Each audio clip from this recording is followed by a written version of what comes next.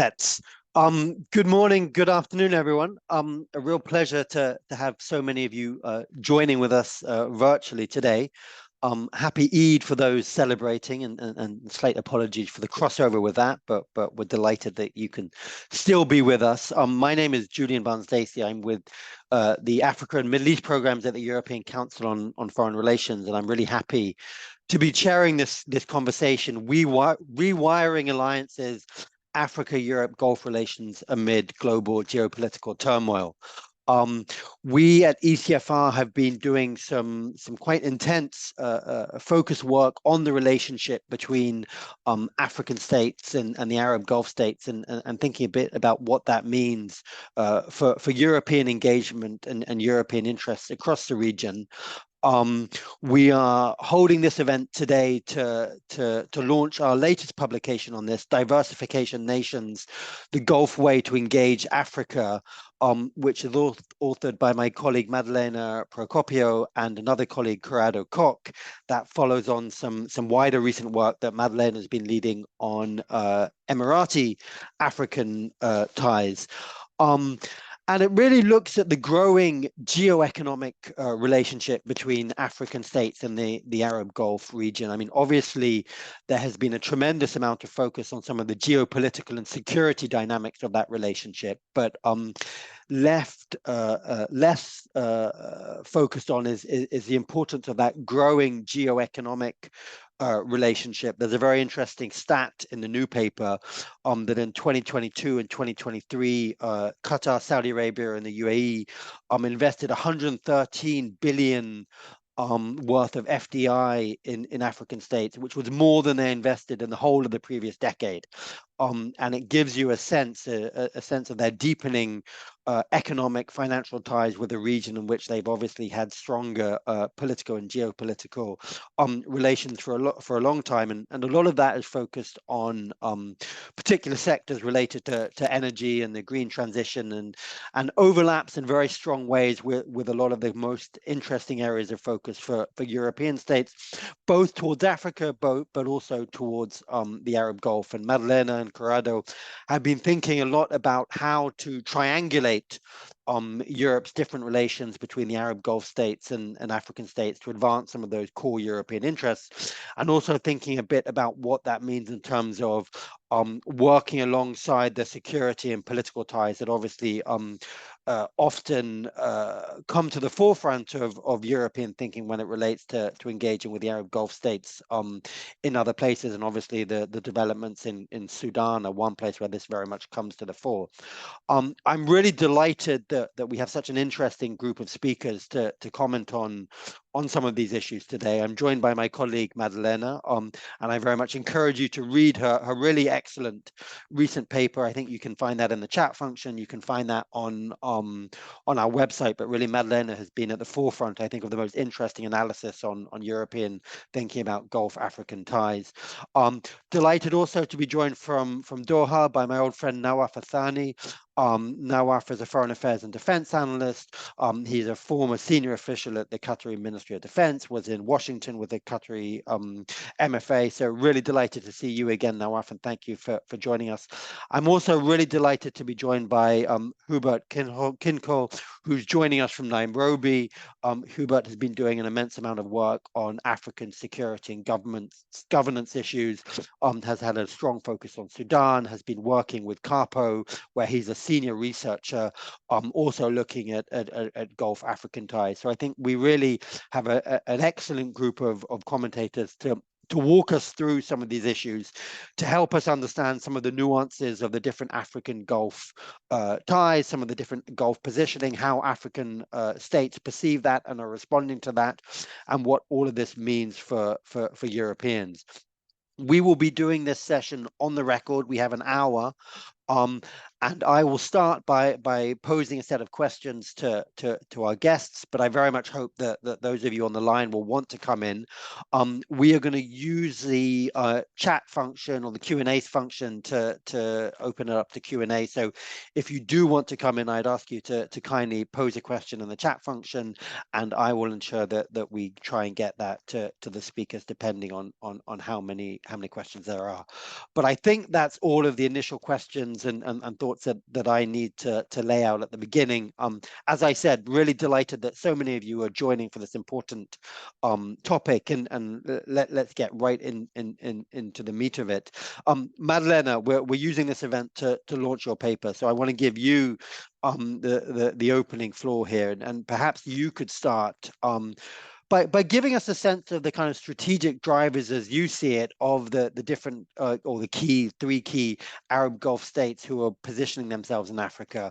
What do you see in terms of their broader strategic ambitions, and what are the key differences that you would point out between the work of Saudi Arabia, Qatar, and the Emirates in Africa? Thank you, Julien. Thank you, everybody, Nawaf and Hubert, for being here, and the audience online. Yes, so I'll just go straight into your question. We have seen in recent, in the past 5-7 years, more or less, somehow changed strategies towards the continent from the UAE, Saudi Arabia, and Qatar, mainly. Often you see GCC, Africa relations, GCC as grouped, but mainly we've seen UAE, Saudi Arabia, and Qatar approaching Africa a bit differently than the past, with some similarities and some differences in terms of objectives and approaches across the three. I just want to start with the similarities because it's where energy comes in as an important field. First similarity is the fact that they all three started to see Africa beyond historical focal points, such as North Africa and the Horn of Africa, so engaging across the continent, though through different scales. Africa is seen, as you mentioned in your intro, no longer just as a platform for projecting political and security influence, something that was also prevalent in the 2010s, but also currently in the Horn of Africa in particular, and North Africa, but as a region of geoeconomic interest due to opportunities presented by African growing population, markets, resources, and so forth. We've seen, in particular from the UAE and Saudi Arabia, a more centralized approach and political as well, with the nomination of ministers of states for Africa. And we've seen energy come in more significantly than before as a sector. In recent years, it has become a sort of key force reshaping foreign policy dynamics and relations with Africa. It is a new sector, not the only sector, of course. You have agriculture, logistics, real estate, finance, and many more. But energy has become more central to the diversification strategy of these players, which are all oil and gas dependent. And oil and gas has given UAE, Saudi Arabia, and Qatar international standing, legitimacy, power over the last decades. So it's pretty critical to the economic model and economic foreign policy of these countries. We are seeing in the energy space a dual strategy, largely from the UAE and Saudi Arabia, because they're oil dependent. Qatar is gas dependent, and gas has a longer shelf life than oil. But so these dual strategies, on the one hand, maintain oil and gas as a crucial source for global standing and also for economic survival, but also introduce measures to reduce emissions linked to oil and gas production. This is contrary to the European approach that wants oil and gas to be phased out pretty quickly. But on the other end, the second side of the approach is to foster green economies domestically and abroad, and become leaders in new value chains and maintain a role in global energy governance. So in this picture, Africa has become particularly interested because of its energy markets and growing energy markets. I think it's worth noting that the primary exports to Africa of all three countries is refined petroleum products.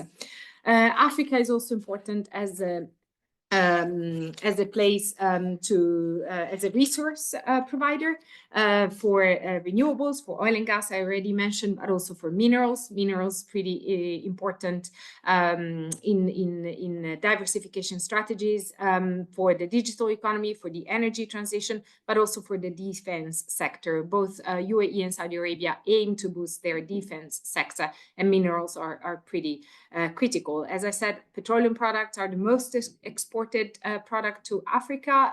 Metals and minerals are among the main imports from the UAE and Saudi Arabia, from Africa to the UAE and Saudi Arabia, while for Qatar, gold is important, and then agri-products, a bit less minerals that are considered critical for the energy transition. The last important point and commonality is the fact that Africa provides an opportunity or like a support in energy transition narratives that favor a gradual and nuanced transition to net zero. So helping these countries somehow position, Gulf countries somehow position as crucial players in future energy governance.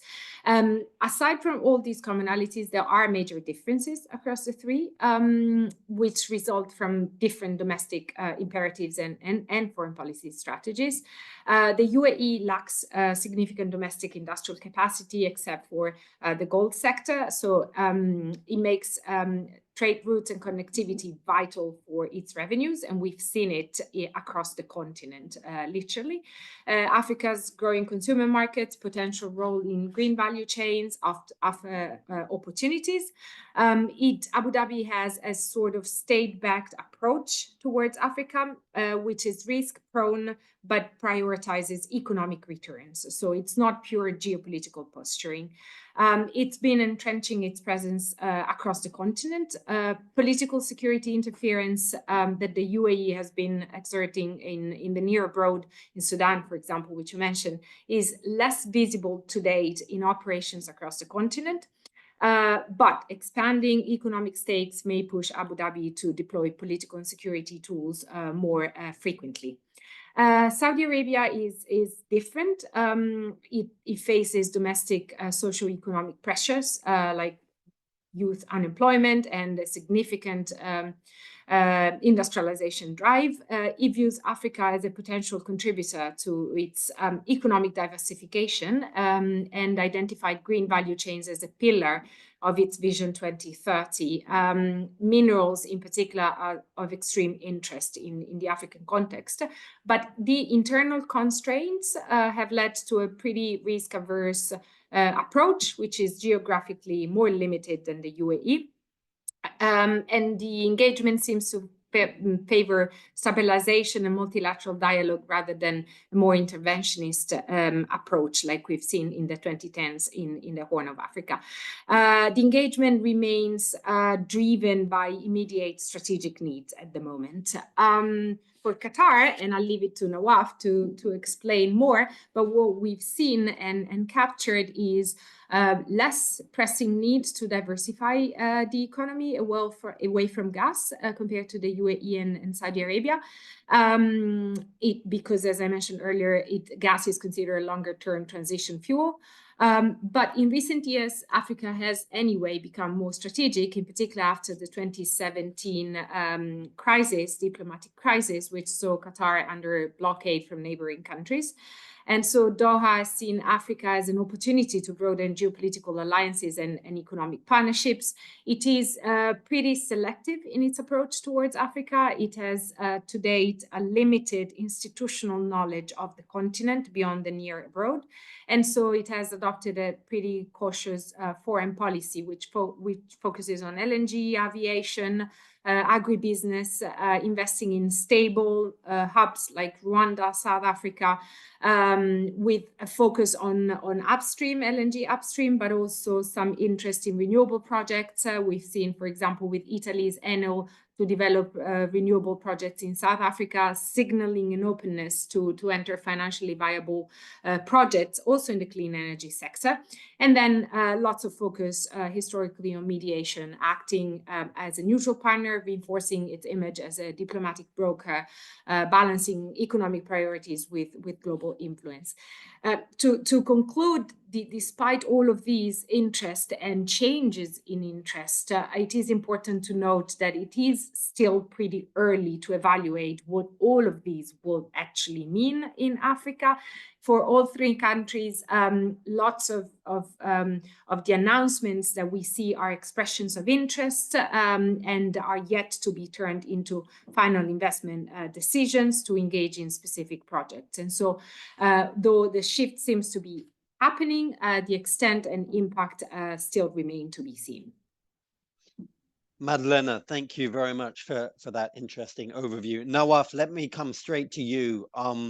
As I say, lots of attention on kind of the Arab Gulf's geopolitical positioning in Africa, the Horn, and elsewhere, North Africa. How do you view the strategic drive behind the kind of geoeconomic ties that we see developing between the Arab Gulf states and Africa? Is that something that is a strategic priority for the Gulf states today? And you know, how would you give us your assessment of what's pushing that and where it could be going? Well, good afternoon, Julien. Thank you for having me, and it's good to be here with Maddalena and Hubert and everyone else watching us today. The question of Africa is very important, I think, for the GCC. It's our backyard. It's our literal backyard. And the stability of Africa, even beyond the economic question, is always a concern and should always be a concern for the GCC countries and the Arab countries as a whole, because also there's the North African part of the Arab world kind of bordering the non-Arab Africa from the north, and obviously the GCC from the east. Now, for the question that you mentioned, I think I see four main areas that the GCC as a whole and Qatar specifically, and I'll focus more on probably Qatar because of my understanding of it, while obviously my views are personally my own and not reflecting of the government or any of its agencies. But I think my understanding of it could be more focused here and hopefully of value. The first would be the areas of strategic drivers, would be strategic geography and trade routes.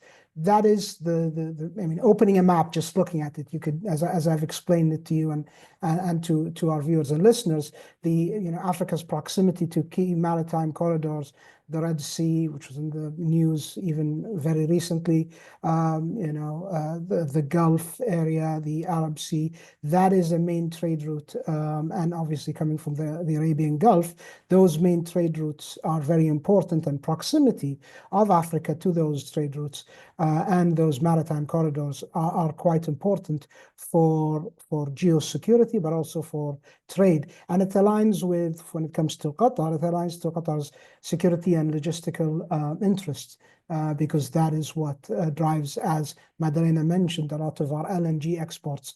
Many of it go through that area. Not all of it, obviously. A lot goes to Asia, but those are many important trade routes for the GCC, Qatar, and in fact, as we see in the news, for the rest of the world. The second driver is economic diversification. I think Qatar, as with a lot of GCC, focus on diversification away from hydrocarbons in general. Now, yes, LNG has a longer shelf, a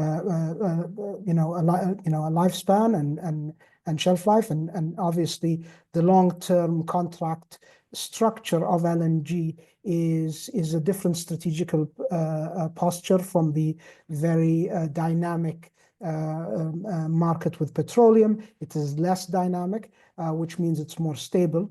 And obviously, it is a transitional fuel, which means even within this green approach that many countries, including Qatar, views as aspirational, there's no doubt that LNG is going to be a driver for Qatar and the rest of the region for the future. And Africa is very important to look at the future beyond hydrocarbons when you look at diversification. I think the Qatar National Vision 2030 could fit into the logistics, energy, infrastructure sectors for the GCC, and in particular for Qatar and its vision. Qatar started its National Vision 2030, which was then followed by the rest of the region with the same kind of structure, which is a good thing to see that the GCC is looking beyond the immediate. And now, as we come close to 2030, 2050, 2060, and beyond, I think are visions that Africa could play a bigger role in than in the past.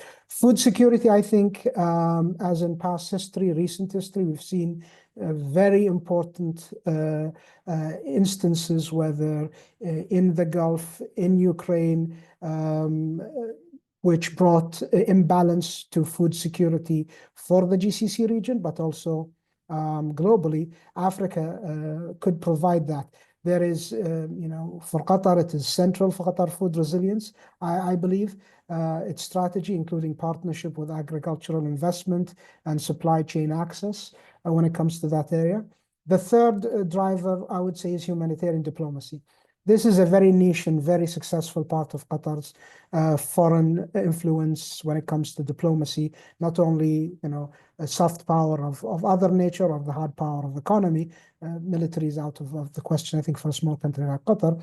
But I think when it comes to humanitarian diplomacy, de-escalatory diplomacy, and mediation, it's important for Qatar when we look at Africa. And those are the two last points: humanitarian diplomacy, where Qatar's values-driven approach focus on long-term development, humanitarian aid, and we can get into that in a bit with QFFD and Qatar Charity and a lot of what they're doing over there. And the last part is the conflict mediation. And we're also getting to more examples of that in Sudan, DRC, Rwanda very recently in the past 2 days, Chad, Djibouti, Eritrea, and so on and so forth. And that mediation and de-escalatory diplomacy and dialogue is a hallmark of Qatar and its foreign policy ethos right now. So those are the areas I see the GCC in general, but particularly Qatar and its niche abilities in those last 2 points of humanitarian diplomacy and de-escalatory and conflict management mediation. Sorry, I think it's going to be somewhere where the Gulf states and Qatar could be looking at strategic drivers in its growing relationship between the GCC, the Gulf states, Qatar in particular, and Africa moving forward. Nawaf, thank you very much. Hubert, let me come to you. We've been thinking about the kind of outside players in, but obviously this is all happening in Africa. It would be great to get your sense on the kind of different African perspectives on that Gulf engagement. How is it seen across Africa? To what extent is it seen as a positive? Is it being embraced? And I'd particularly ask you about the kind of geoeconomic dimension of that. I mean, obviously there's a political and a security dimension, but is there a distinct geoeconomic element of this as seen in Africa? And linked to that, to what extent the kind of African countries and governments believe in a sense that they can shape this to their advantage? To what extent is it giving them greater global agency versus a notion that actually perhaps this is kind of more external players coming in and trying to kind of exploit resources or what have you for their own benefit? So it'd be great to get your perspective on how this is seen in Africa. Thank you very much, Julien, Maddalena, and all colleagues at ECFR for this invitation. Just going straight into your question, Julien, I think that understandably so, not everyone in Africa, whether state actors or citizens, view this growing Gulf engagement through a single lens, right? In fact, the perceptions of African states and peoples on the nature and the value of the increasing engagement between Gulf and African states oscillate between, on the one hand, optimism, which is, cautious optimism, and apprehension on the other hand. And in terms of optimism, more generally, what is observed is that the degree of optimism is viewed when especially considered against the potential economic benefits deriving from this relationship. On the one hand, and colleagues Maddalena and Nawaf have already talked about this, the substantial investments that are being made by Gulf countries in Africa's infrastructure, whether it is in aviation or ports or energy facilities or other vital infrastructure, are widely welcomed as crucial means to bridge Africa's significant infrastructure gap. This in turn stimulates economic growth. It enhances connectivity within Africa and between Africa and the rest of the world. Related to this, some African leaders actually find the speed and perceived lack of stringent political conditions that are associated with Gulf funding to be more attractive when you compare it with the often more conditional development assistance that is offered by traditional Western actors. So the less conditional nature of some Gulf engagement, in contrast to the political and governance requirements stemming from Western development assistance is viewed favorably within Africa. Thirdly, if you look at the volumes of trade that are growing between the two regions, these two present significant economic opportunities for African states. And Julien, this allows a lot for the diversification of export markets and access to the wealthy markets of the Gulf states. There has been, if you look at the last decade or so, a substantial increase in FDI from member states of the GCC into Africa. And this, in sum, surpasses their total investment over the last 10 years alone. If you consider this against the fact that the African continent is making progress towards implementing the Continental Free Trade Area, this opportunity to further boost trade ties, make Africa an even more attractive investment and trading partner for Gulf companies, because they, as Nawaf has explained, continue to seek access to large and untapped markets, and Africa presents a huge opportunity. But again, lastly, on the case of optimism, the ways in which Gulf states engage African states is viewed by African leaders as an opportunity to enhance their political and diplomatic agency within a global context that is increasingly becoming multipolar. The ways in which the relationships are cultivated between African states and Gulf states allows for African states in particular to be able to diversify the partners with whom they can engage beyond just Western partners or China and Russia. And what this does for African states is that it allows them greater strategic autonomy. It enables African states to pursue their own national interests more independently, and it helps them, it gives them some sort of agency to be able to avoid over-reliance on any single external actor or power bloc. It could be the European Union in this case. Despite these perceived opportunities, we are seeing that African states at the same time are harboring certain concerns when it relates to the engagement with Gulf states. And this is a case for apprehension. And one key area of concern revolves around debt sustainability, the potential for new forms of economic dependence that can emerge by their growing engagement between the two regions. Another significant concern relates to the potential for exploitation of Africa's natural resources, particularly so in the mining and agricultural sectors where the engagement largely revolves. We have seen cases of limited benefits accruing to local communities because Gulf investments are taking place, cases of land displacement and unsustainable use of natural resources, water in this case, when it's associated with large-scale agricultural products, raises serious worries amongst so many African stakeholders, state and non-state alike. We've also seen the ways in which African migrant workers in Gulf states has presented another major concern. There are numerous reports that highlight instances of mistreatment, exploitation, and abuse.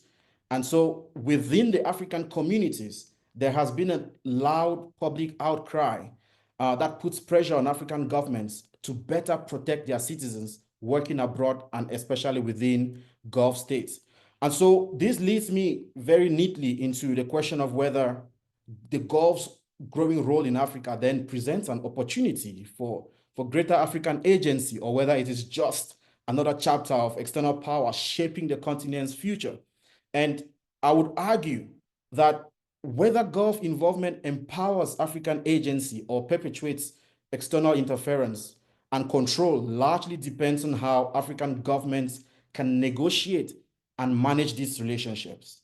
If, on the one hand, African states choose to prioritize transparency, local benefits, strategic autonomy, and the Gulf's growing role, this could be a catalyst for development that the continent badly needs.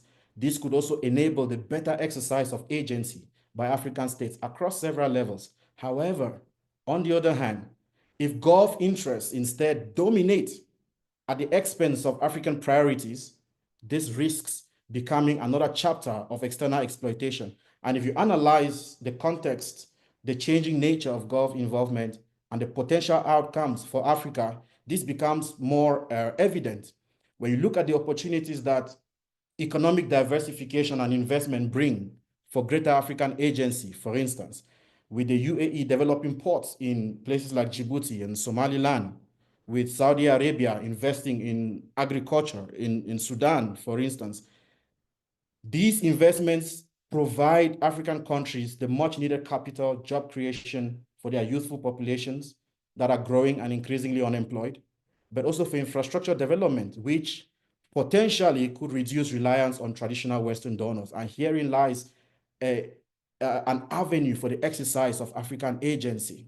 Again, in terms of political leverage, Gulf states do offer African governments some additional diplomatic leverage in global forums. We've seen this happen in the UN. We are seeing this happening also within the wider BRICS constitution. And within this context, African states have the agency then to balance their relationship between Gulf states, China, the West, and the rest. But the Gulf's growing role in Africa also introduces and reinforces existing risks of external interference. Questions around growing dependency and conditionality have arisen. Gulf involvements do not come with strings unattached, right? There are demands of political loyalty. Military bases are being established in exchange as part of these dynamics. We've also seen how Gulf rivalries are playing out, spilling over into the continent. Somalia and Sudan, for instance, have seen a lot of competing factions undermine domestic and regional stability within the continent. The case of resource extraction and inequality in the extractive industry, with Gulf involvements in agriculture and energy, prioritize Gulf food security and energy needs over local benefits. And therefore, when you consider all of this, ultimately, Julien, I can state that the key here lies in the capacity of Africa's leaders to leverage Gulf investment in a way that can drive development and stability in such a fashion that is sustainable, while on the other hand, maintaining political and economic sovereignty. Hubert, thank you very much for that. Maddalena, let me come back to you. You know, we're hearing a lot about increased Gulf investment, infrastructure support in Africa. Obviously, that goes alongside a strong kind of security, geopolitical ongoing role. But, you know, how much are Europeans keeping up with this conversation? I mean, obviously, we've heard about the global gateway, and there's been ambitions to do more in terms of investment in infrastructure. But are Europeans managing to stay focused on these same areas that matter to African countries, or are they too still consumed and focused on issues of governance and security and aid? You know, is this a global conversation that's progressing in parallel from a European perspective, or are we do we risk being cut out of kind of our own engagement and influence across Africa because we're not able to keep up with what the Arab Gulf states are doing? Yeah, I think it's a mix of the two, in the sense that in European circles, there is increasing awareness that development aid as it was, it's not sufficient anymore. It's not appropriate to the current times, to the needs of Europe, first and foremost, and to the needs of Africa in the second sense. So there is a clear acknowledgement that there are shortcomings in the European model, in what Europe has rolled out into Africa and even beyond Africa, but Africa probably most prominently. It has failed. The development-focused model has somehow failed to unlock the broad socio-economic transformation that it initially somehow envisioned. Africa, as much as a lot of appetite, it's increasing, but Africa remains largely under-industrialized. And so the expected spillover effects of aid into sustainable economic growth have not really materialized. And there is clearly growing criticism from the African side that this development-centric approach has also reinforced dependency. This is something that the Europeans are acknowledging, together with the fact that the public funds that are necessary to roll out development and to sustain a relationship based on development are first, insufficient to bridge Africa's massive development gaps, and second, they are hard to sell politically in Europe today. With the current crisis that Europe is facing, foreign aid budgets are decreasing, have been decreasing in every single member state in recent years. So a change is needed. Times change, the global landscape is changing. Europeans are realizing that. Having said this, and Africans are asking for a change, actually. The slogans, trade not aid, or beyond aid, have reflected an evolving mindset. Hubert was talking about the need for African governments to actually step up their efforts in deciding where external engagement should go. I think there is an increasing realization across the continent that there is the need for a change in mindset when it comes to development. But sometimes it is incoherent with sort of frustration over the reduction of aid. So there is a bit of confusion and blurred lines, which are typical of when major paradigms shift. The fact that other international players have come in significantly, and we're talking today about the Gulf states, and have started, have carried out a more investment or economic oriented type of approach, although Saudi Arabia and Qatar in particular have also done a lot of development assistance, so it's part of the picture. But anyway, all of these has clearly triggered a change of thinking in European capitals. I have to say that despite the global gateway, the focus on the private sector and so forth, the European approach is different. The European private sector is not as state-backed as the private sector coming from China or from many Gulf countries.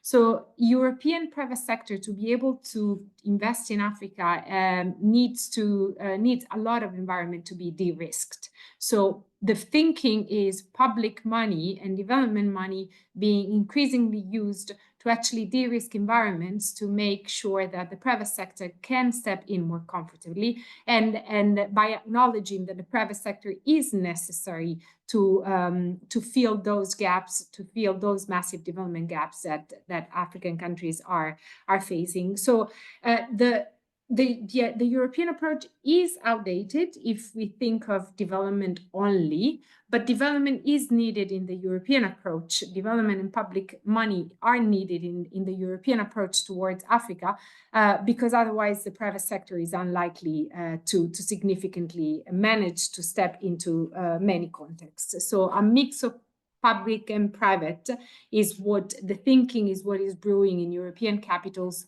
and it's there, although it's still facing challenges in implementation. Maddalena, thank you very much.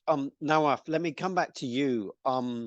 You gave a sense of kind of the Gulf strategic priorities, but I'd just be interested to get a sense from you as well is how much one should think about the kind of lens of competition as shaping what the Arab Gulf states are doing in their different ways in Africa. I mean, we see a lot in different theaters, the extent to which intra-Gulf competition shapes Gulf positioning, and we've seen that in Sudan, we've seen it in Libya, but we also get an increasing sense that the Arab Gulf states are looking to build out their own global role. In terms of being key middle powers that can play off global powers, that don't find themselves vulnerable to US sanctions pressures and so on and so forth.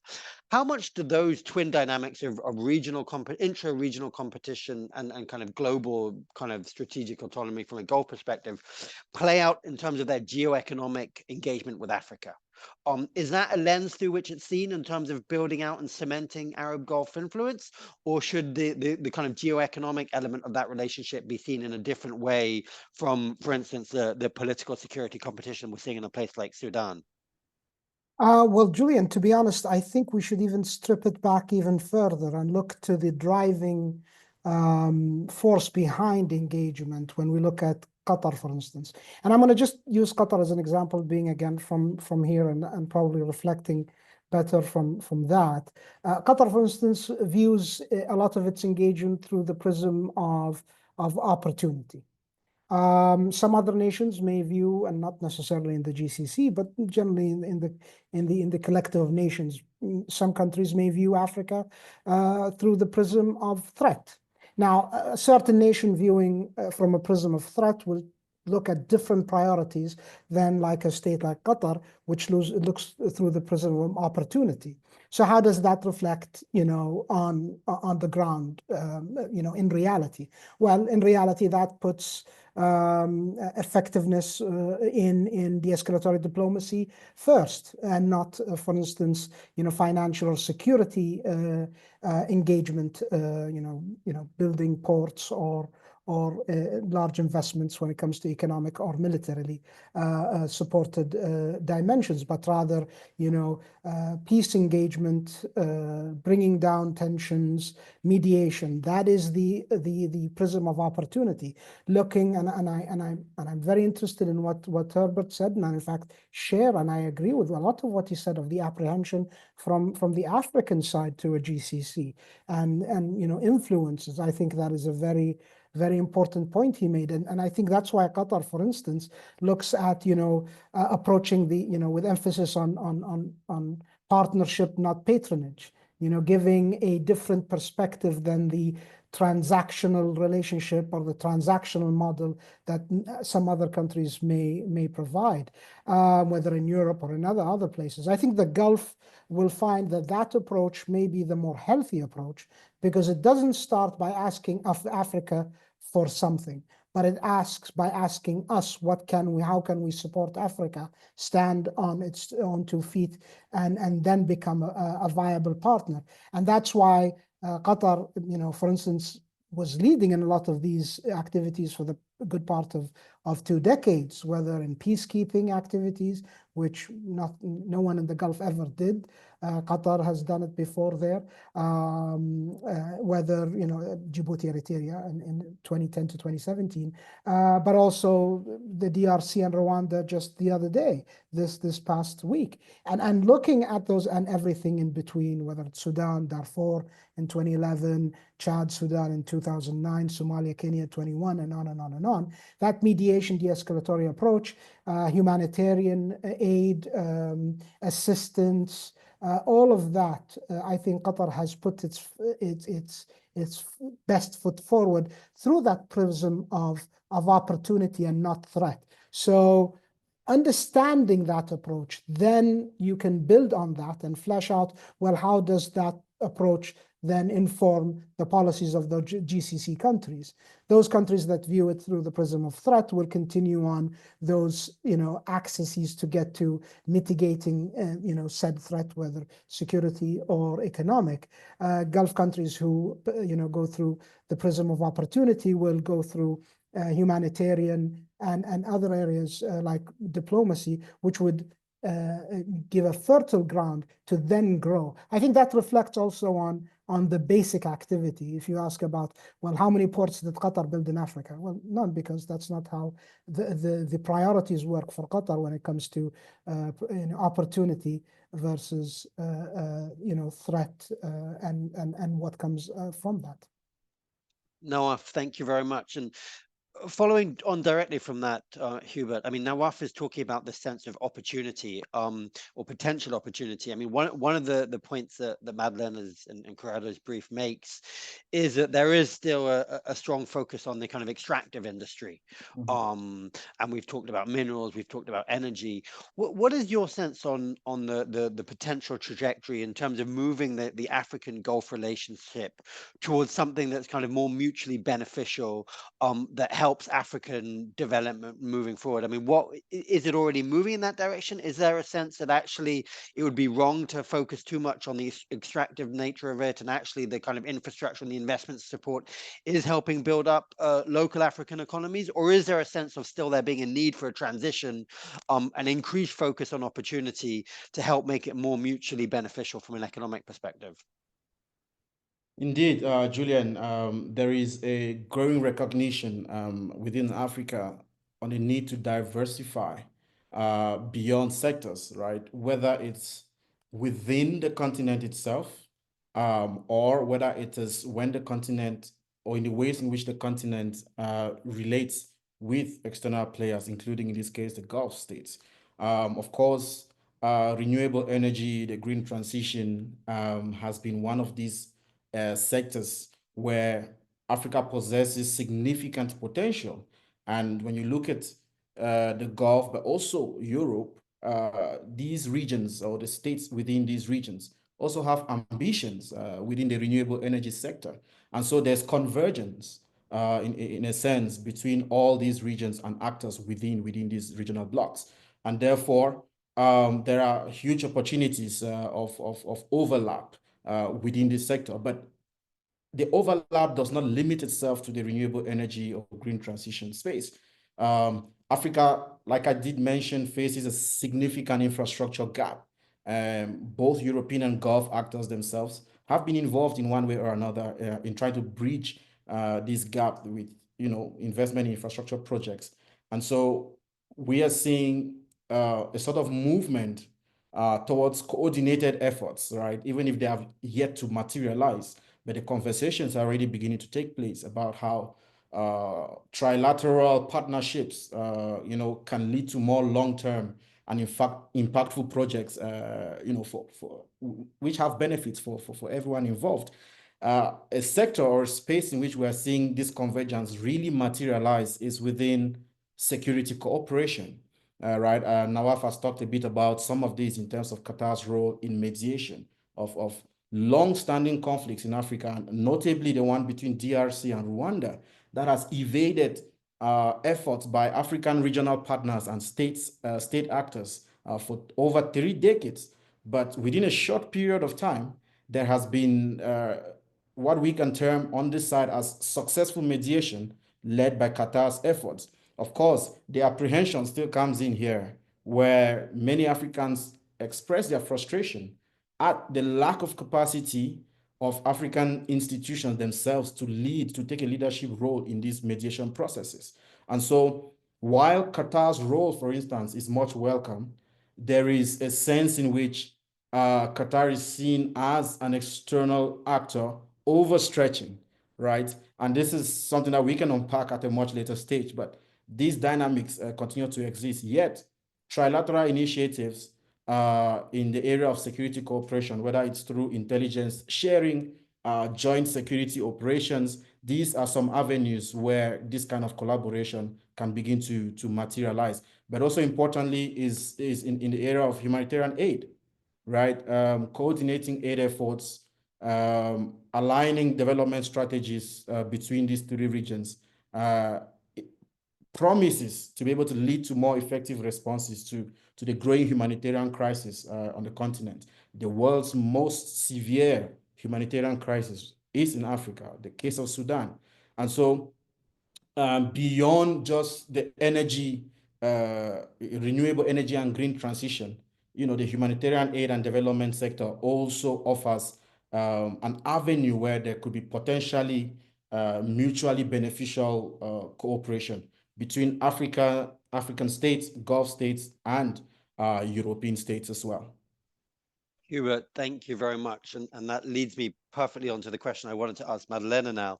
But I also want to note that we have questions in the Q&A function. I'll pose some of them to our speakers as we go through, but if any of the speakers want to pick up on any of them individually, please do. And perhaps Maddalena, you can start in one sense by making the case for why geoeconomics is distinct or part of a kind of conversation about geopolitics.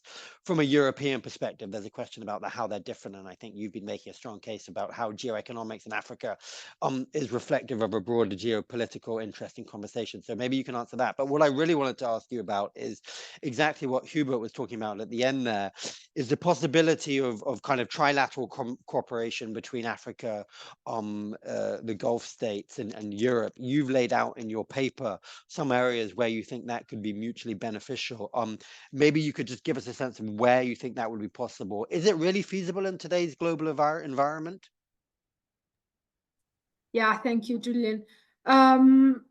Yes, so we've discussed this over the last, I think, couple of years now, and we've held also closed door conversations to see whether this sort of form of mini-lateralism does make sense at all. And what we have gathered is generally a big interest in this, in the sense of in the current fragmenting global order, where like so much is changing, adopting, seeing like minilateral formations of alliances where there is sufficient common ground to actually interact has largely been perceived as something interesting, especially in when it comes to Africa. And I think we all laid out the great opportunities that the continent offers, but also the great gaps that there are in terms of becoming more attractive for investors, for trade opportunities, and so forth. So this idea of trilateral cooperation is something that we have tested in our discussions and comes as something interesting. Of course, you have to identify what particular assets each country has. And I tried, in our paper, we lay out a bit what are the strengths of each, Saudi Arabia, United Arab Emirates, and Qatar in Africa, what we have gathered as to be strengths, what are the weaknesses, and what are the opportunities for Europe. Talking about Europe's influence and presence in Africa is decreasing, has been decreasing in trade, investment, aid, all of that. If you see the graphs, if you see the lines, you see that the percentage of European presence is actually diminishing significantly. Yet Africa is a critical, really critical region for Europe in this changing global landscape and in the years to come. So Europe has assets in this idea of trilateral cooperation, and can be complementary to Gulf countries with all of their nuances, which I tried to lay it out, and we try and do it more in the paper. Has assets like technological know-how and innovation in some specific sectors, in particular renewable energy sectors. Europeans have extensive experience and interest in human capital development. So like formation, training, education, in sectors that might be of interest also for European investors in Africa and for Gulf investors in Africa. Human capital development is fundamental and a prerequisite. But Europeans also have a long-standing political and institutional presence across the continent, which many of which the UAE, Saudi Arabia, and Qatar do not have at the same level to date, excluding the Horn of Africa and North Africa. And I think that Europe also has an important element to put on the table that could be of interest, which is the focus on regulatory frameworks and experience in dealing with Africa's governance structures. Although we all have very different economic models and models of engagement with the private sector, a stable regulatory environment is important for everyone, for every type of investor to invest in a country. So, and of course, let aside the fact that Europe remains a sort of attractive destination for Africa's for exports from Africa, but also for Gulf countries that operate in Africa. We're seeing it, for example, with green hydrogen. Europe seen as a market. Having said all this, Europeans face significant challenges in all of these, also because they're scattered, they're like sort of fragmented within Europe. So we've been advocating for a more European cohesion in all of these. We are seeing member states like Italy, France, and Germany, somehow the usual suspects, but still like being increasingly interested in this idea of cooperating with Gulf countries in Africa, because they've been stepping up their engagements with Gulf countries individually, and they're interested also in expanding this sort of relation to African contexts of common interest. So like to answer your question, I think there are opportunities. Now, I'm not going into the details, but I think there are opportunities, and we did gather significant interest. Of course, there are also many differences in approach, including in political and security approaches, which need to be mitigated. Maddalena, thank you very much. We are coming to the top of the hour, but I still want to go back to Nawaf and Hubert. So if you need to drop off at 1 o'clock, we understand, but we'll run over by 5 or 6 or 7 minutes because I want to get their responses. Nawaf, let me come to you. A couple of things. One is there was a question asking if you could have any insight on the DRC Rwanda talks, negotiations that were held in Doha. Not sure if there's anything to be said from your perspective about that. But then secondly, and on this question of kind of trilateral cooperation, you know, to make it a short question, do the Arab Gulf states take the Europeans seriously as possible partners in Africa? Well, for your second question, on your first question, I don't think I have anything to add, to be honest. But on your second question, I do believe that the GCC takes Europe as a serious actor in Africa and could be a serious partner. I think a Gulf, a European African cooperation model where the Gulf countries would provide emphasis on partnership because of the historical colonial kind of history and sensitivities. I think, you know, nations like Qatar could be a convergence actor where it could bring countries in Europe and in Africa closer because of the shared understanding of colonialism, while be it from a different perspective, but still understanding that history. I think that cooperation could be done, but it really needs for Europe to go beyond the strategic interest, which it shares with the Gulf: energy, migration questions that the Europeans have, security, and development goals that the Europeans have in Africa that may not be as structured as in the Gulf, or vice versa, more structured than in the Gulf, but are still marred in political issues and questions in Africa, in Europe, sorry. And that is an issue, I think, for the Europeans to resolve themselves. Today, maybe not the best time for Europe to lead. I think they're having problems in their backyard and in the global scale without going beyond Africa for today. I think the Europeans have a big challenge, but that doesn't mean that the GCC doesn't believe that Europe is a very strong and probable and a possible ally in working with Africa for development. But going back to the question earlier about Qatar overstretching.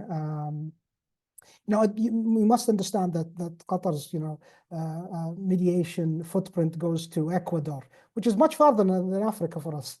Africa is in our backyard. But using those elements of de-escalatory diplomacy that Qatar brings, for instance, as part of the GCC, obviously, I think would help also Europe understand its role better in Africa, what is probable and what is possible, and what the Europeans should just stay away from. The environment in Europe is overwhelmingly saturated by question of migration. Nationalistic waves in Europe drive that view, and unfortunately, until that is healed or at least clarified, that will be a challenge both for Africa and the Gulf. But that doesn't take away from the fact of that important role for Europe to play. Nawaf, thank you very much. Hubert, let me come to you with a couple of final questions. One, there's a couple of questions in the Q&A box basically asking how Africans governments, states can ensure that they aren't falling into a new relationship of dependency. What do you think African governments need to be doing to ensure that actually they are shaping this in accordance with their interests? And then on this question of kind of trilateral cooperation, to what extent do you think African states are looking to play Europeans and Gulf states off each other, or is there actually space for kind of enhanced trilateral cooperation? And are there specific areas where you think that would make most sense and actually be viable? Thank you very much, Julien. I think starting with the first question, I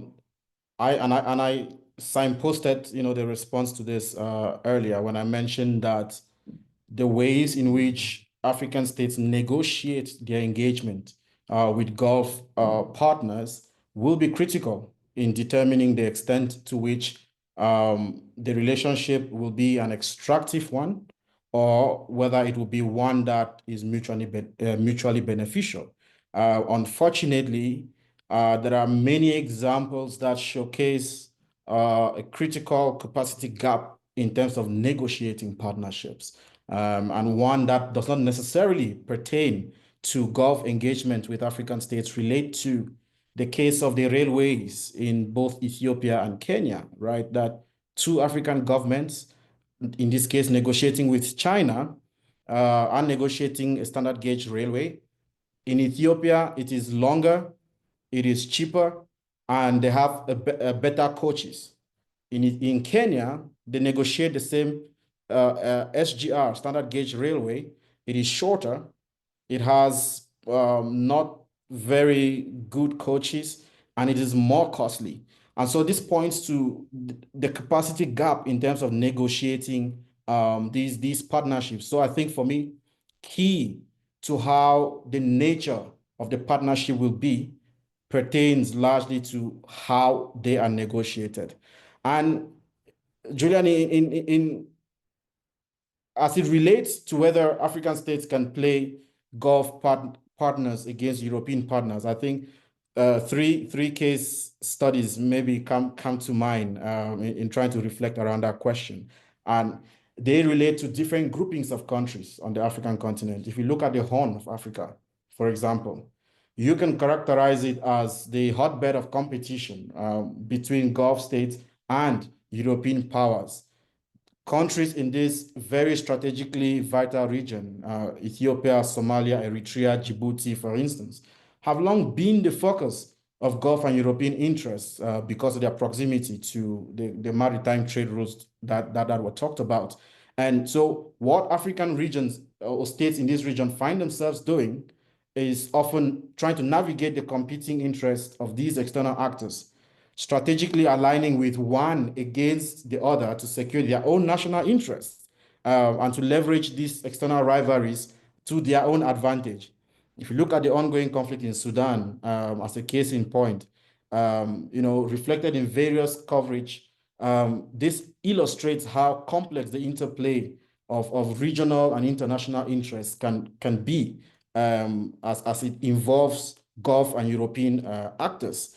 If you look on the second case of mineral-rich states within Africa, we're seeing countries like Zambia and the DRC, Nigeria, offer another important lens through which we can examine these, whether African states play Europe against the Gulf.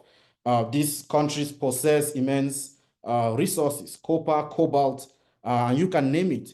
And for Emirati and Saudi companies, for instance, there is significant investment in the mining sectors in Zambia and the DRC. But at the same time, these mineral-rich countries maintain long-standing economic ties with European powers, because they are traditional trading partners and sources of development aid. And so here we're seeing African states strategically engage with both sets of actors, right? Not really necessarily playing one against the other, but the goal is to leverage the natural resource wealth in a manner that attracts investment and promotes economic diversification. But lastly, also when you look at West Africa as another example, we're seeing a contest between historical and emerging ties. So West African nations present a distinct dynamic where there are strong linguistic and historic ties with European powers, particularly for the French and the British. During or despite enduring links that exist between these, the region is at the same time witnessing increasing economic engagement with Gulf states. We're seeing investment in the energy and infrastructure sectors, for instance. But the dynamic playing out here is of West African states often finding themselves balancing their established relations with European powers with emerging opportunities that are being presented by closer ties with the Gulf. And so here, there's a potential to leverage competition for influence to achieve their own national development goals. So I think that there are three ways in which this dynamic is playing out. One, certain states playing both partners, external partners against each other. On the second instance, the African states are trying to cooperate with both the Gulf and the European states. But in the final instance, they are balancing in such a way that what they are prioritizing is their own national interest over those of Gulf or European powers. Thank you, Julien.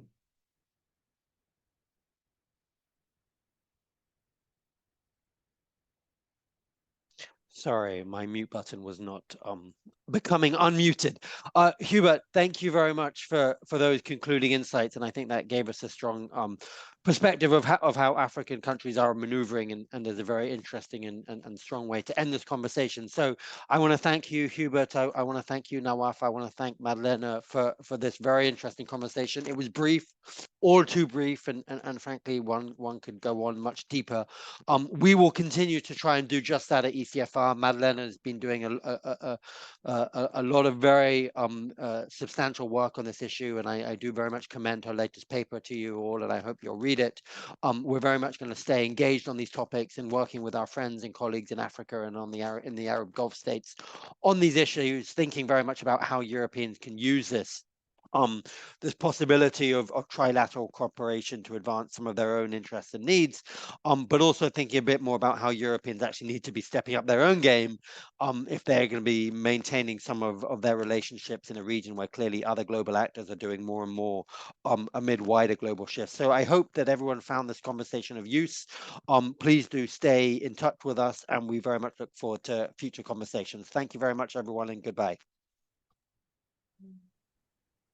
Thank you.